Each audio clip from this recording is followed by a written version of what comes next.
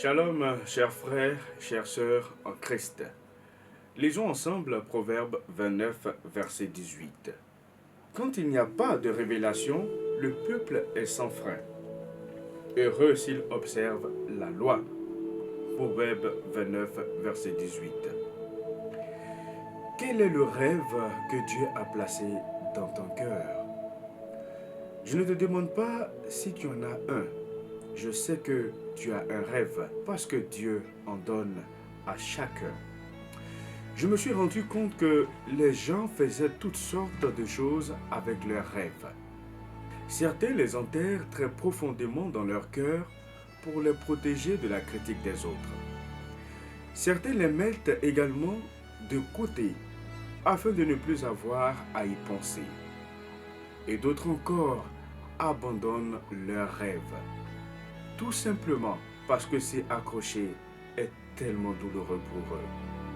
Si ton rêve a besoin de décoller, il y a deux choses dont tu dois te souvenir. Premièrement, tu dois avoir besoin de définir une vision claire. Et deuxièmement, tu dois garder ta vision constamment devant toi. Mais recevoir une vision ne signifie pas qu'elle va se concrétiser instantanément. Je dis bien instantanément. Dieu s'intéresse tout autant au processus de construction de la vision qu'à son accomplissement final. L'apôtre Paul a dit ceci dans Philippiens 4, versets 11 à 13, qu'il avait dû apprendre à être dans le contentement et la satisfaction, au point de ne plus dépendre des conditions dans lesquelles il se trouvait. En d'autres termes, il ne s'est jamais autorisé à se mettre en colère à cause du lieu où il se trouvait.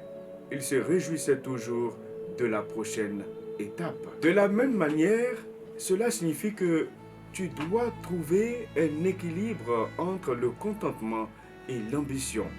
Voici la clé à apprendre à te réjouir.